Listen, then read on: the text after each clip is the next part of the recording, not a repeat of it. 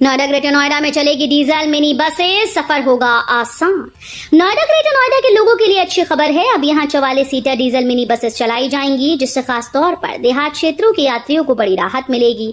Morna depot को हाल ही में कानपुर से 5 मिनी बसेस मिली हैं, लेकिन सीएनजी की कमी के चलते इन्हें अभी सड़क पर नहीं उतारा जा सका।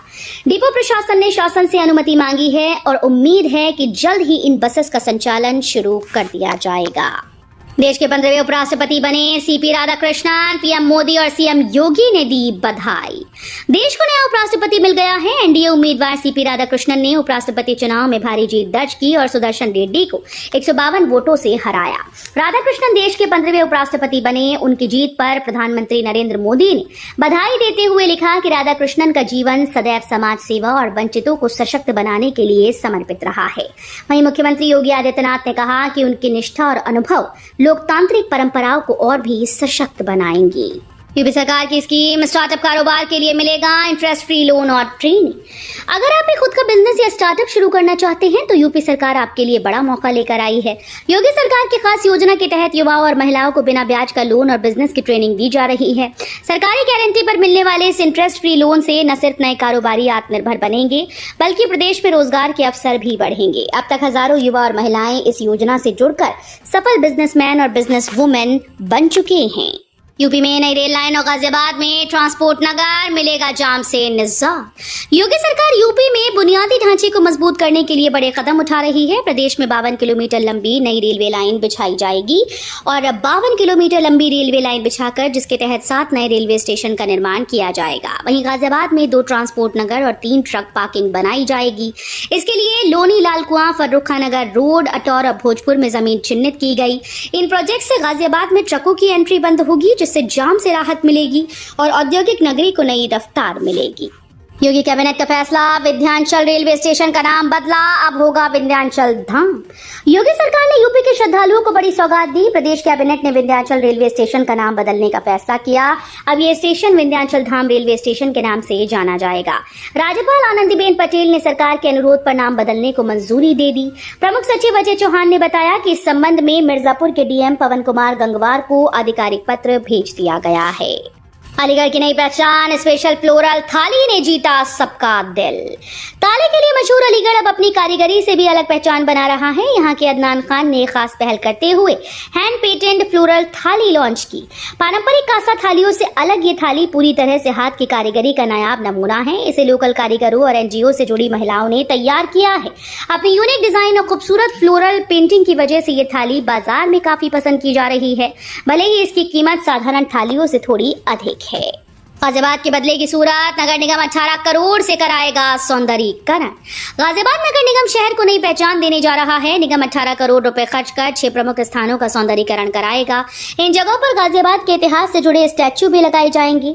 महापौर सुनीता दयाल ने बताया कि यूपी गेट, तिगरी गोल चक्कर चौराहा, हिंडन एलिवेटेड रोड चौराहा समेत अन्य स्थानों को संवारा जाएगा। यूपी गेट को आकर्षक प्रवेश द्वार के रूप में विकसित किया जाएगा, ताकि शहर में प्रवेश करने वालों का स्वागत एक नई भव्य छवि के साथ हो सके। ग्रेटर नोएडा में अवैध पटाखा फैक्ट्री का भांडाफोड़, 1500 किलो विस्फोटक बरामद। ग्रेटर नोएडा पुलिस ने दादरी कोतवाली क्षेत्र के बोड़ाकी गांव में अवैध पटाखा फैक्ट्री का खुलासा किया। खंडर मकान में चल रही इस फैक्ट्री से पुलिस ने 1500 किलो विस्फोटक सामग्री, मशीन और उपकरण बरामद किए। छापेमारी में 3 आरोपी गिरफ्तार हुए। एडीसीपी सुधीर कुमार ने बताया कि मुखबिर की सूचना पर यह कार्रवाई की गई। जांच में सामने आया कि यहां अवैध रूप से पटाखे बनाए जा रहे थे। फैक्ट्री से रासायनिक पाउडर, पैकिंग सामग्री और डेटोनेटर तार भी मिले हैं। बरेली के बिल्डर्स को हाईकोर्ट से राहत, गैंगस्टर की कार्रवाई रद्द। इलाहाबाद हाईकोर्ट ने बरेली के alliance builders and contractors limited के एमडी अरविंद सिंह और निदेशक रमनदीप सहित अन्य पर दर्ज गैंगस्टर की कार्रवाई को रद्द कर दिया है। कोर्ट ने यह स्पष्ट किया है कि सिर्फ एक मुकदमे के आधार पर गैंगस्टर एक्ट लागू करना, इनके प्रावधानों का दुरुपयोग करना है। न्यायमूर्ति राजीव मिश्रा की एकल पीठ ने अर्जी पर सुनवाई करते हुए ये फैसला सुनाया। इससे बिल्डर्स को बड़ी राहत मिली और गैंगस्टर एक्ट की कार्रवाई पूरी तरह से खत्म हो गई। कानपुर देहात में आरटीओ की बड़ी कार्रवाई, 1400 वाहन मालिकों को भेजा नोटिस। कानपुर देहात में आरटीओ विभाग ने रोड टैक्स बकाया वसूली को लेकर सख्ती दिखाते हुए 1400 वाहन मालिकों को नोटिस जारी किया।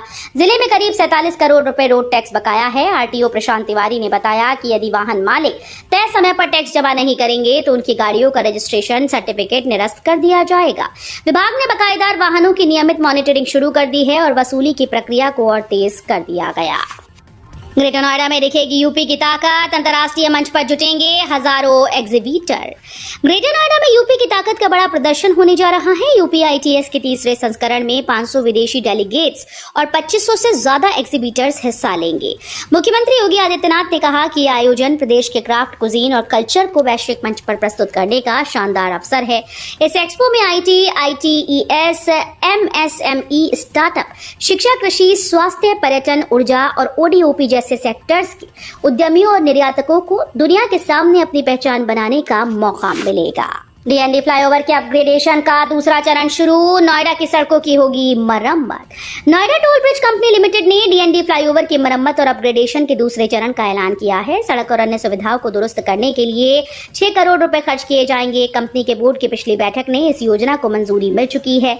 वहीं नोएडा प्राधिकरण ने भी जानकारी दी है कि शहर की सड़कों की मरम्मत का काम अगले सप्ताह से शुरू होगा, जिससे लोगों को सफर में बड़ी राहत मिलेगी। यूपी विधानसभा में सुबह सपा की बड़ी ताकत, अब्बास अंसारी की सीट पर मिली बहाली। यूपी की राजनीति में सुहेल देव भारतीय समाज पार्टी को बड़ी राहत मिली है। माफिया मुख्तार अंसारी के बेटे अब्बास अंसारी की मऊ विधानसभा सीट पर विधायकी बहाल कर दी गई। विधानसभा सचिवालय ने इसके आदेश जारी कर दिए। करीब 100 दिन बाद आई इस बहाली ने सुबह सपा की ताकत विधानसभा में और बढ़ा दी। अब पार्टी के कुल विधायकों की संख्या 6 हो गई है, जिससे ओम प्रकाश राजभर की सियासी पकड़ और मजबूत मानी जा रही है। नेपाल में बवाल का असर, यूपी बॉर्डर पर पीलीभीत, लखीमपुर में कड़ी चौकसी, बहराइच में अलर्ट। नेपाल में सोशल मीडिया ऐप बैन किए जाने के विरोध में भड़के प्रदर्शनों का असर भारत नेपाल सीमा तक पहुंच गया है। पीलीभीत और लखीमपुर खीरी जिले में सुरक्षा कड़ी कर दी गई। SSB और पुलिस संयुक्त रूप से गहन चेकिंग और गश्त कर रही है। वहीं बहराइच के रूपईडीहा नेपाल बॉर्डर तक नेपालगंज प्रदर्शन की आंच पहुंच गई। यहाँ उग्र भीड़ ने तोड़फोड़ और आगजनी की। हालात काबू में करने के लिए पुलिस को हवाई फायरिंग और आंसू गैस का इस्तेमाल करना पड़ा। बॉर्डर पर चौकसी और भी बढ़ा दी गई। मुरादाबाद महिला अस्पताल में मदर मिल्क बैंक की पहल, 169 नवजातों को मिली नई जिंदगी। मुरादाबाद के महिला अस्पताल ने नवजात शिशुओं के लिए एक अनोखी पहल शुरू की है। यहाँ मदर मिल्क बैंक की शुरुआत की गई, जिसके जरिए अब तक 52 माताओं के दूध से 169 नवजातों को जीवनदायी पोषण मिला है। ये सुविधा खासतौर पर उन शिशुओं के लिए वरदान साबित हो रही है जिनकी माताएं बीमारी या कमजोरी की वजह से उन्हें स्तनपान नहीं करा पा रही हैं। अस्पताल प्रशासन का मानना है कि यह कदम नवजात मृत्यु दर कम करने में मददगार होगा। गौतम बुद्ध पार्क में अवैध निर्माण पर मायावती का विरोध, बोली आस्था स्थल से छेड़छाड़ बर्दाश्त नहीं। मुरादाबाद के काशीराम नगर कॉलोनी स्थित गौतम बुद्ध पार्क में हो रहे कथित अवैध निर्माण ने सियासत गरमा दी। बसपा सुप्रीमो मायावती ने इस पर कड़ा विरोध जताते हुए कहा कि आस्था स्थल से छेड़छाड़ किसी कीमत पर बर्दाश्त नहीं की जाएगी। यहाँ नगर निगम द्वारा ग्रीन एरिया को नष्ट कर सीनियर सिटीजन केयर सेंटर और अन्य निर्माण कार्य किए जा रहे हैं। इसी मुद्दे को लेकर अखिल भारतीय अम्बेडकर युवक संघ ने पार्क में बेमियादी धरना देना शुरू कर दिया है। बस्ती में गरजे CM योगी, बोले सोशल मीडिया पर गाली गलौज फैलाना भारत को कमजोर करने का षड्यंत्र। मुख्यमंत्री योगी आदित्यनाथ ने बस्ती के बसेहवा में विद्या भारती के नए स्कूल भवन का शिलान्यास और भूमि पूजन किया। इस दौरान उन्होंने युवाओं को तकनीक, इंटरनेट और आर्टिफिशियल इंटेलिजेंस के सही इस्तेमाल के लिए प्रेरित किया। CM ने कहा कि जहां तकनीक का सही उपयोग नए कीर्तिमान कर सकता है, वहीं इसका दुरुपयोग समाज और राष्ट्र को कमजोर करता है। उन्होंने आरोप लगाया कि कुछ ताकतें सोशल मीडिया पर गाली गलौज और गलत संदेश फैलाकर भारत को कमजोर करने का षड्यंत्र कर रही हैं। बुधवार पहाड़ों से दूरी बना रहे सैलानी, काशी में पर्यटकों का नया रिकॉर्ड। देश में बदलते पर्यटन ट्रेंड के बीच सैलानियों ने अब गोवा और पहाड़ों से दूरी बनानी शुरू कर दी है। लगातार हो रहे हादसों के चलते पर्यटक सुरक्षित विकल्प तलाश रहे हैं। इस बीच काशी उनकी पहली पसंद बनकर उभरी। श्री काशी विश्वनाथ धाम के लोकार्पण के बाद यहाँ पर्यटकों की संख्या तेजी से बढ़ी। साल 2024 में काशी में 11 करोड़ से ज्यादा पर्यटक पहुंचे। प्रयागराज महाकुंभ 2025 की आहट और सावन के बाद से यहाँ एक बार फिर से भीड़ उमड़ने लगी है। बेनार्जी एडवांस्ड IIT कानपुर में ओलंपियाड के जरिए 5 छात्रों को मिला एडमिशन। इंजीनियरिंग के सपने देखने वाले छात्रों के लिए IIT में दाखिला पाना सबसे बड़ी उपलब्धि होती है। आमतौर पर इसके लिए जी-मेंस और एडवांस क्लियर करना अनिवार्य है, लेकिन इस बार IIT कानपुर ने नई पहल की। सत्र 2024-25 में बीटेक और BS कार्यक्रमों में 5 छात्रों को ओलंपियाड के जरिए एडमिशन दिया गया। इंडिया टुडे की रिपोर्ट के अनुसार इन छात्रों को जी एडवांस बाईपास पर सीधे प्रवेश मिला है। इससे प्रतिभाशाली छात्रों को नई राह मिली है। राम मंदिर निर्माण पर अब तक 1400 करोड़ खर्च। एल&टी और टाटा का कार्यकाल मार्च 2026 तक बढ़ा। अयोध्या में बन रही श्री राम जन्मभूमि मंदिर के निर्माण कार्य की रफ्तार को देखते हुए एल&टी और टाटा कंसल्टेंसी का कार्यकाल बढ़ा दिया गया। अब ये दोनों कंपनी सितंबर 2025 के बजाय मार्च 2026 तक काम करेंगी। मंदिर निर्माण समिति के अध्यक्ष नपेंद्र मिश्र ने बताया कि राम मंदिर के शिखर पर पताका फहराने की तिथि 25 नवंबर प्रस्तावित है, जिस पर बैठक में औपचारिक मुहर लगेगी। अब तक मंदिर निर्माण पर करीब 1400 करोड़ रुपए खर्च हो चुके हैं, जिनमें से 1100 करोड़ का भुगतान किया जा चुका है। अयोध्या दीपोत्सव में गिनीज वर्ल्ड रिकॉर्ड बनाने की तैयारी। 26 लाख से अधिक दीपों से जगमगाएगी रामनगरी। रामनगरी अयोध्या में इस वर्ष दीपोत्सव का आयोजन और भी भव्य होने जा रहा है। पर्यटन विभाग सरयू तट, राम की पैड़ी और अन्य घाटों पर 26 लाख से अधिक दीपों की श्रृंखला सजाकर अलौकिक दृश्य पेश करेगा। दीपोत्सव में सबसे बड़े दीप जलाने और सबसे बड़े आरती समारोह का आयोजन भी शामिल है। पर्यटन व संस्कृति मंत्री जयवीर सिंह ने बताया कि तैयारियां तेजी से चल रही हैं। 2017 से निरंतर मनाए जा रहे इस भव्य उत्सव में इस बार गिनीज वर्ल्ड रिकॉर्ड बनाने की तैयारी है। लखनऊ में प्रीपेड मीटर का शुल्क लेकर पोस्टपेड कनेक्शन, उपभोक्ताओं में नाराजगी। लखनऊ में बिजली उपभोक्ताओं ने शिकायत की है कि लेसा पोस्टपेड कनेक्शन के नाम पर प्रीपेड मीटर की अवैध फीस वसूली जा रही है। इलेक्ट्रॉनिक और स्मार्ट मीटर की कीमत 872 रुपए निर्धारित है, लेकिन कुछ डिवीजन में 6016 रुपए वसूले जा रही हैं। परेशान उपभोक्ता जूनियर इंजीनियर और एसडीओ से शिकायत कर चुके हैं, लेकिन अधिकारियों की ओर से कोई कार्रवाई नहीं की गई। उपभोक्ताओं का कहना है कि ये तरीका अनुचित और परेशान करने वाला है। पावामऊ का चंद्रशेखर आजाद पुल 15 दिनों के लिए बंद। 4 पहिया और बड़े वाहनों की नो एंट्री। पावामऊ के चंद्रशेखर आजाद पुल की मरम्मत के लिए आज से 25 सितंबर तक 4 पहिया और बड़े वाहनों के लिए पुल बंद रहेंगे। इस दौरान केवल 2 पहिया वाहनों का आवागमन जारी रहेगा। पुल के साथ एक्सपेंशन जॉइंट जो पूरी तरह से क्षतिग्रस्त हैं, उन्हें बदला जाएगा।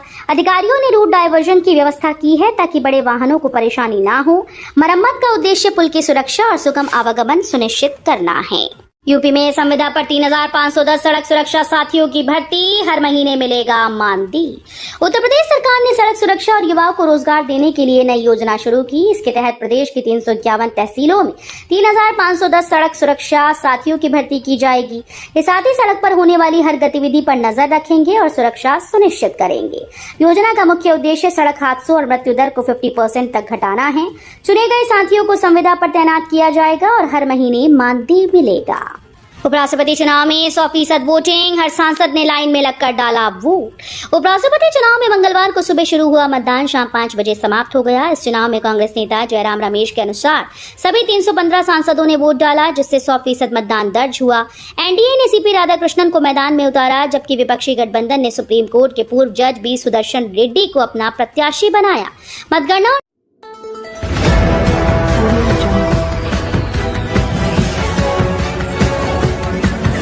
Audio Jungle.